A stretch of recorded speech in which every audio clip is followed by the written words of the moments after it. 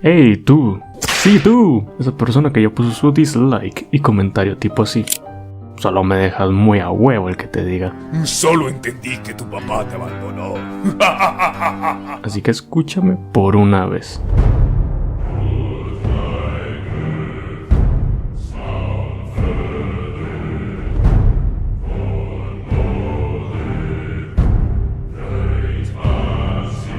Aprovechando que salió recientemente, llegando temprano como siempre, me dieron muchas ganas de hablar del afamado y gran Dios perfecto en su imperfección.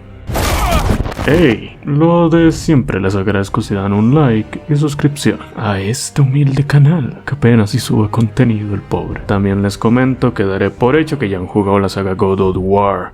Y si no fue así, intentaré todo lo posible que entiendan. Entonces, ahí que vamos.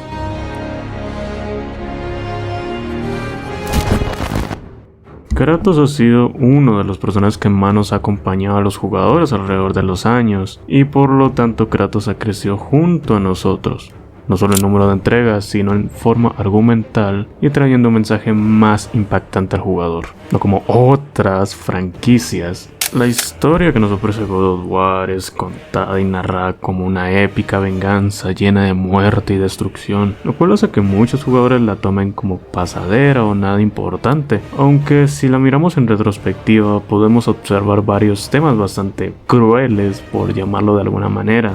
El Kratos, después del trato con Ares, solo luchaba y seguía las palabras de los dioses, donde no importaban las advertencias o consecuencias hasta que llegó el día de su cambio.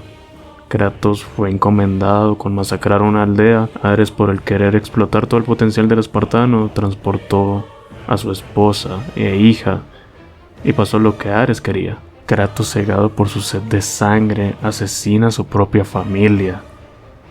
Este solo puede arrodillarse y lamentarse por lo que había hecho, y paso seguido el oráculo del pueblo lo maldice, colocándole las cenizas de su mujer e hija por todo su cuerpo, hasta que este quedara completamente blanco, como si fuera un fantasma, ahora tomando el apodo del fantasma de Esparta. Este fue el momento de quiebre del personaje. Puede que no diera el inicio de la gran matanza de dioses, pero sí fue el punto donde Kratos se dio cuenta de la crueldad de los dioses, como sería el caso de Zeus, el cual hizo transformar a la madre de Kratos en una criatura horrible al momento de contarle a Kratos de que Zeus fuera su padre, como pasó en God of War Ghosts of Sparta, el secuestro y posterior tortura de su hermano a manos de Ares y Thanatos, o incluso Perséfone al hacerla abandonar a su hija por una segunda vez en el Elicio, solo escuchándola como rogaba de no abandonarla, como fueron los sucesos de God of War Chains of Olympus. Aquí decimos los jugadores, capaz todo el odio que consumía Kratos fue justificado a su manera, pero podemos observar que Kratos no fue una buena persona. Como el hecho de que personas que solo estaban de paso, personajes que no buscaban problemas o que buscaban proteger algo, fueron eliminadas por Kratos de una manera horrible y completamente injustificada, hasta llegar al punto de acabar con la vida de esas personas que consideraba más cercanas. Podemos tomar el caso de Helios, el cual salvó a Kratos de una muerte directa, pero Kratos no tuvo ningún tipo de piedad para golpearlo y luego decapitarlo de una manera muy brutal. Y aunque Kratos sabía las consecuencias de matar a los dioses, como sería el dejar la zona en completa oscuridad o llenar el mundo de desgracias, pero aún así lo hace, porque después de la muerte de Ares en el primer juego, él se convierte en el nuevo dios de la guerra, un dios que destruye todo a su paso, un dios que solo trae desgracia. O puede que no sea así.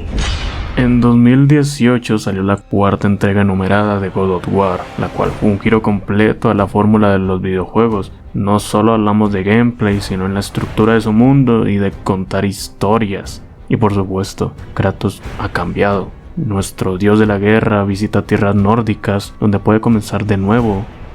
Logró formar una familia junto a Fate, pero los hechos pasados siempre te perseguirán como si fueran fantasmas, porque el pasado nunca puede ser borrado. Pero actualmente ya no es así. Claro, sigue siendo un gran dios con gran fuerza, pero es más paciente, más precavido, menos arrogante. Ahora es un padre que intenta criar un hijo después del fallecimiento de su esposa. Pero obviamente no es un padre perfecto, ya que Kratos intenta instruir a Atreus con enseñanzas espartanas. No hay expresión de sentimientos, siempre es un libro cerrado ante los demás. Lo cual es una contradicción de lo que quería su fallecida esposa, o que el mismísimo Kratos sienta miedo de que su hijo sepa de su pasado, sepa de lo que él fue. Está en un camino de aceptación de lo que él fue, o de lo que según él sigue siendo, pero como le dijo Atenea, You will always be a monster. I know. But I am your monster no longer.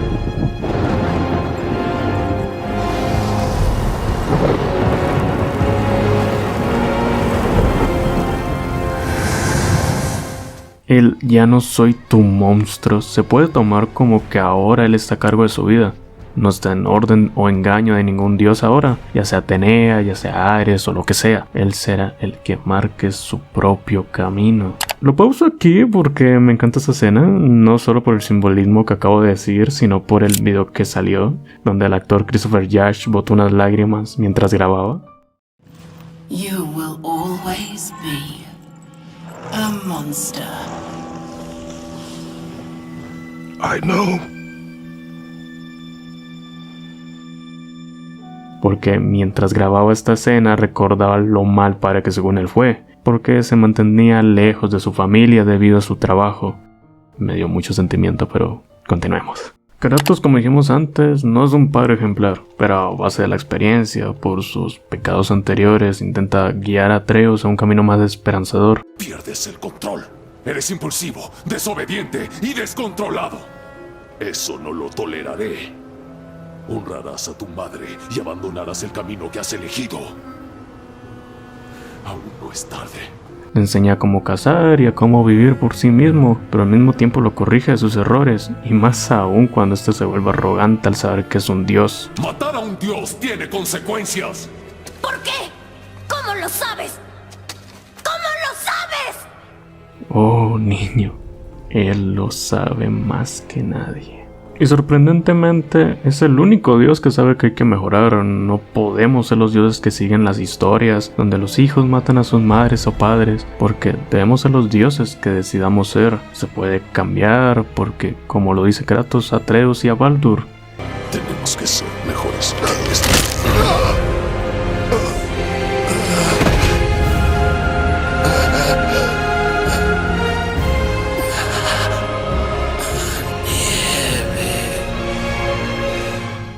Atreus no será lo que Kratos fue alguna vez. Y ya cuando llegamos a Jotunheim, Kratos se quita los vendajes de su brazo para dejar a la vista las marcas dejadas por las espadas del caos, como una forma de representar la libertad de Kratos, una manera de liberar esa vergüenza de lo que fue su yo pasado, para por fin cumplir su misión, regar las cenizas de Fey, esposa y madre, en el pico más alto de todos los 9 reinos. Y dando su punto final con la revelación de que Atreus fue el nombre que Kratos encomendó al niño, pero el nombre que dictaba Fate fue ¿Loki? God of War 4 fue el cambio que necesitaba la saga, porque pudo ser muy fácil de seguir la fórmula anterior y mantener siempre lo mismo, pero el estudio Santa Mónica y Cory Barlog hicieron lo mejor que pudieron hacer. Thank you from the bottom of my heart.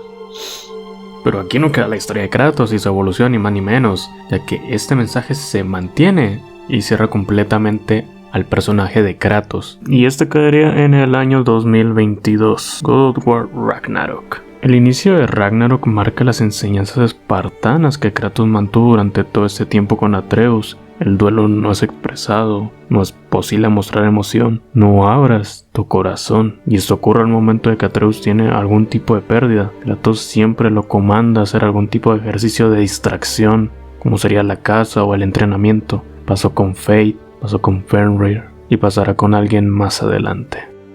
Kratos, como espartano que es, sigue sus ideales, pero no comprende que lo que se mantiene dentro es mucho más doloroso. Pero es Atreus que en su búsqueda de quién es él, porque acaso Atreus podría marcar su propio destino, o acaso el destino instaurado por las profecías de Loki lo mantendrían en una vía recta. En este camino de identidad, y de búsqueda de un propósito que termina siendo la de encontrar a los últimos gigantes, es que Atreus llega a abrir el corazón de su padre. Kratos le pide perdón por ser tan duro y tosco, porque continúa con la costumbre de la desconfianza. Pero a que Atreus le comenta: no lo lamentes, padre. Sé mejor. Como le enseñó su padre. Pero aún así las costumbres antiguas no se quitan, como sería el acabar con la vida del dios Heimdall, pero no por las mismas razones que antes, sino por un motivo más puro, por así decirlo: el afán de proteger a su hijo y conseguir el Yalahor para dar inicio al Ragnarok, junto a la ayuda de los ejércitos de todos los reinos nórdicos, para así traer la caída del ruin Odín. Después de la derrota de Odín y haber destrozado por completo su alma, sentenciándola a nunca recuperarse, o siquiera renacer, solo quedará como polvo en el espacio y desaparecerá, Atreus y Kratos se encuentran y hablan, para que luego Atreus le comente el plan que tiene ahora. Es el ir en busca de los gigantes restantes. Kratos solo le comenta que ya está listo, que ya es capaz de guiar su propio camino y por hacer lo que crea la mejor opción.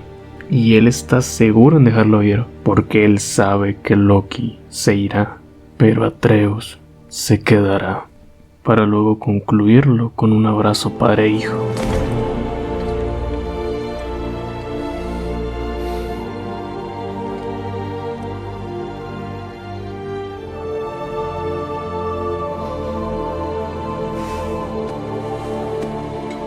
Madre, porque esta escena es tan bonita, casi me da algo mientras grababa esta escena.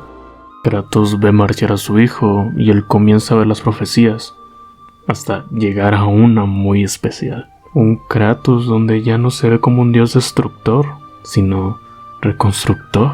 Alguien capaz de cambiar el destino por un futuro más prometedor. Un dios que ya no es temido, sino amado por los demás. Y nosotros como jugadores solo podemos observar como Kratos hace una mueca de tristeza con asombro, casi llegando al llanto, porque ni él mismo se lo llega a creer a lo que llegó a ser.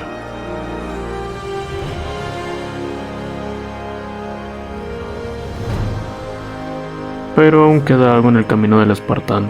En el DLC gratuito salió en diciembre, Kratos es convocado al Valhalla gracias al dios de la guerra nórdico Tyr. Este lugar es capaz de personificar algunos pecados de Kratos y atormentarlo, como sería el sustituir la cabeza de Mimir por el fallecido Helios, el cual nos denigra con cada comentario y en una primera instancia nos comenta de lo cruel que fue Kratos y de lo injustificada que fue su muerte, la aparición de algunos enemigos griegos o hasta la jaula donde sacrificábamos a un soldado. Pero a lo que más nos interesa ahora es la parte final. Kratos se encuentra cerca de un trono que solo le trae rencor, y encima de él yace su yo joven. En un primer lugar, el Kratos viejo le acusa que por su culpa perdieron todo y a todos, que no existe perdón para él, que él eligió, pero termina en un Yo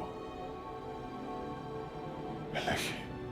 Luego el viejo duda de que qué es lo que tiene su yo actual para no volver a caer en su yo pasado. Esperanza.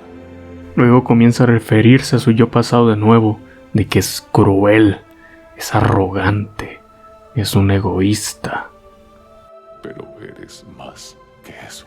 El eres más que eso hace indicio que el Kratos actual fue capaz de aceptar todo lo que él fue en un inicio. Por mucho que le eches la culpa a tu yo pasado, lo único que queda es tu yo actual, el que puede cambiar, el que puede evolucionar, el que puede llegar a ser algo más. Puede que esos errores leves, medianos o graves se queden marcados en tu piel o en tu mente, pero tú avanza. Capaz las personas o tú mismo no puedan encontrar el perdón, pero lo único que queda es intentar hacer un cambio. El trono sagrado del dios de la guerra cambia a uno más representativo de los dioses nórdicos, donde Kratos acepta su nuevo destino, su nuevo cambio, donde podrá gobernar junto a los dioses nórdicos por el bien de los 9 reinos, porque el día de hoy ya no es el dios de la guerra, o no al menos el que fue hace años, sino que seguramente sea el dios que gracias a su bondad y buena fe traerá lo mejor para dioses inmortales, porque un verdadero Dios es aquel al que adoran, no por temor, sino por gratitud, un Dios de la esperanza.